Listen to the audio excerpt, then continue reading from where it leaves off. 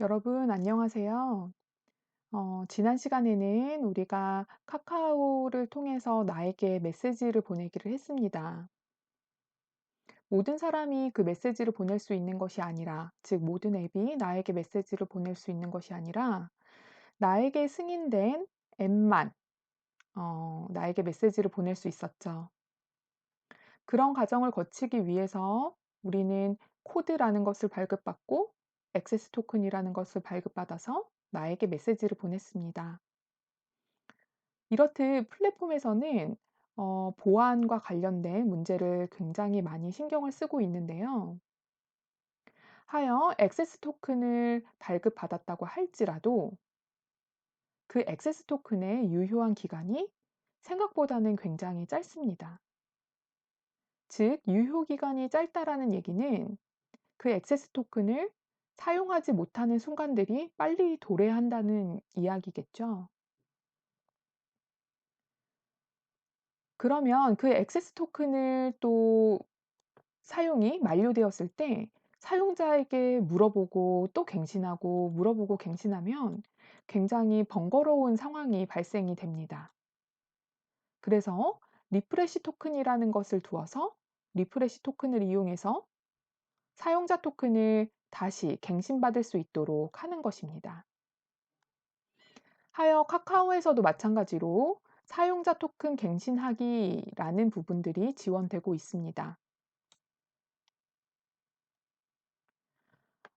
설명은 이렇게 되어 있네요. 리프레시 토큰을 가지고 결국은 액세스 토큰을 발급받는다라는 얘긴데요. 리프레시 토큰의 만료 시간이 1 개월 미만으로 남았을 때만 갱신이 된다라고 합니다. 그러니 리프레시 토큰 역시도 생명이 있다라는 얘기겠죠. 그쵸? 액세스 토큰보다는 반드시 길겠지만 리프레시 토큰 역시도 유효한 기간이 별도로 있다라는 이야기입니다. 어찌 되었건 우리가 지금 사용하고자 하는 요 사용자 토큰 갱신은 우리가 리프레시 토큰을 발급받은 지 얼마 안 됐으니까 사용 가능할 것입니다. 필요한 정보를 먼저 살펴보도록 하겠습니다. URL 정보가 이렇게 있으면 된다라고 하고 있네요. 그리고 파라미터는 내가 필요한 것들 요렇게 세 가지가 있고 결과로는 액세스 토큰이 발급이 되겠죠. 네. 그러면 우리가 요 정보를 인제 복사해 와서 한번 액세스 토큰을 발급받아 보도록 하겠습니다.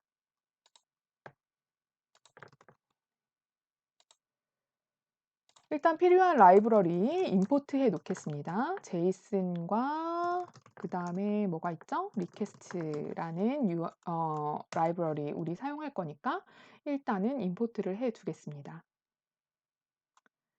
우리 지난번에 인제 토큰 값들을 저장을 해 놓았는데요. 어디다 저장해 놨죠? 파일에다가 저장을 해 놨죠. 그 이름이 카카오 코드.json이었습니다. 네. 다른 이름으로 저장하신 분들은 파일명만 바꿔서 사용을 하시면 되겠어요.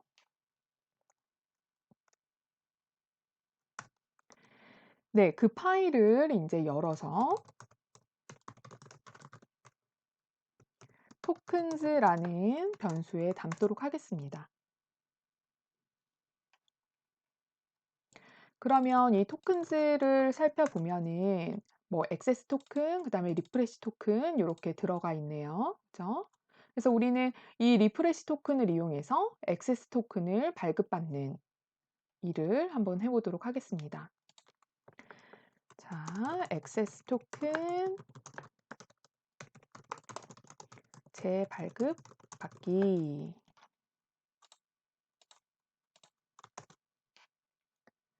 네. URL에 필요한 정보는 이러했죠. 그래서 URL을 우리가 구성을 해 보도록 하겠습니다. URL.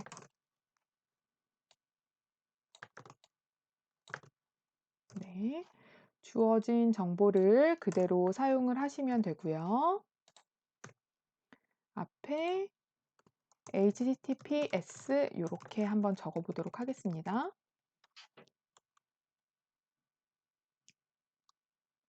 그다음에는 데이터에다가 어떤 정보를 넣어주면 되나요? 문서에 파라미터라고 되어 있는 요 부분, 그리고 required라고 되어 있는 이 필수적인 부분만 가지고 와서 넣어주도록 하겠습니다. 네. 개런트 타입이 있어야 되는 거고요. 이 개런트 타입이라고 하는 거는 어떻게 해달라고 했습니까? 리프레시 토큰이라는 값으로 그냥 넣어달라고 하고 있네요. 그죠? 그러니까 리프레시 토큰 이렇게 스트링 값으로 넣어주시면 되고요. 클라이언트 아이디는 앱키입니다. 그래서 여러분들이 사용하고 있는 앱키를 넣어주시면 되죠. 그죠? 저는 한번 변수를 만들어서 넣어보도록 하겠습니다. 그래서 이 앱키는 어디서 확인을 하시면 됩니까? 카카오 디벨로퍼스 사이트에 가서 내 애플리케이션 들어가서 지금 현재 사용하고 있는 애플리케이션의 REST API 키를 복사해서 오시면 되겠죠? 요거는 이제 더 이상 설명을 드리지 않아도 될 것 같아요. 다시 코드로 돌아와서 앱 키를 넣어 주시고요. 리프레시 토큰은 여러분들이 발급받은 리프레시 토큰입니다. 그러니까 아까 파일에서 읽어온 값인 거죠. tokens 해서 리프레시 토큰 요렇게 되겠습니다. 그러면 이제 요청을 해보죠. 리퀘스트 포스트 URL 데이터에다가 데이터 집어넣고 그것의 결과를 response라는 변수에다가 넣어주도록 하겠습니다. 네, 뭐가 문제일까요? 네, 여기에 컴마가 없네요. 그쵸, 여러분? 컴마가 빠졌었습니다. 컴마로 연결해 주세요. 네, 그러면 여기에서 스테이터스 코드를 한번 확인을 해보면 200으로 정상적으로 왔다라는 의미입니다. 그쵸? 그러면 이것에 대한 결과가 제이슨 포맷으로 들어가 있으니 제이슨이라고 하면 토큰이 다시 재발급된 거를 알 수가 있죠. 맞나요? 기존에는 제 거는 뭐 IO 어쩌고저쩌고 이렇게 되어 있었던 것이 지금은 BN 어쩌고저쩌고 이렇게 해서 바뀌어져 있네요. 네, 여러분 여기서 액세스 토큰 발급받았어. 다시 발급받았어. 좋아, 좋아, 좋아. 이러고 그다음에 파일을 갱신하지 않고 즉 여러분들이 지금 요 파일에다가 저장해 놓고 계시잖아요. 요 파일에 다시 저장을 안 하고 어 그냥 이 파일을 다시 읽게 되면 어떤 일이 벌어지죠? 과거에 사용했던 액세스 토큰이 계속 머물러져 있는 거잖아요. 그쵸. 이런 실수를 할 수가 있으니까 여러분들 지금 갱신된 토큰 값을 파일에다가 다시 재저장해 놓도록 하겠습니다. 그러면 어떻게 해야 되나요? tokens에 있는 액세스 토큰을 지금 현재 받은 액세스 토큰으로 변경을 해 주셔야 되겠죠?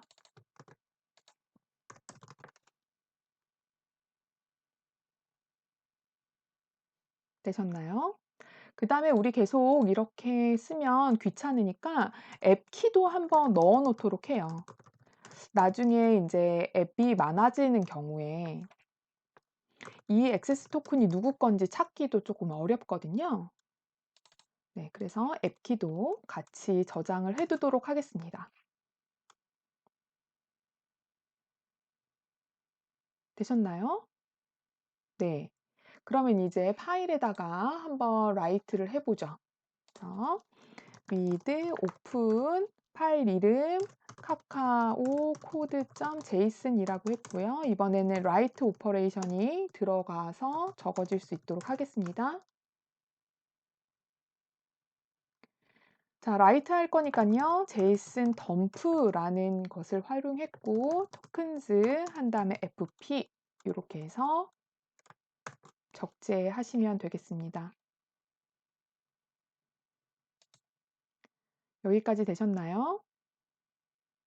네, 여러분 이번 시간에는 리프레시 토큰을 이용해서 액세스 토큰이라는 것을 재발급받았어요. 이렇게 재발급받아야 되는 이유는 뭐였죠? 액세스 토큰이 만료되는 시간이 있고 그 만료가 되고 나면은 리프레시 토큰으로 액세스 토큰을 다시 받을 수 있다라고 하였죠. 이것은 카카오에서만 하는 것이 아니라 우리가 향후에 사용할 네이버도 동일하게 운영되고 있습니다. 그래서 여러분들이 여기서 이 내용들이 이해가 되셨다면 어렵지 않게 네이버 플랫폼도 사용하실 수 있을 거예요. 네. 오늘 수업은 여기까지 하도록 하겠습니다. 여러분 수고 많으셨습니다.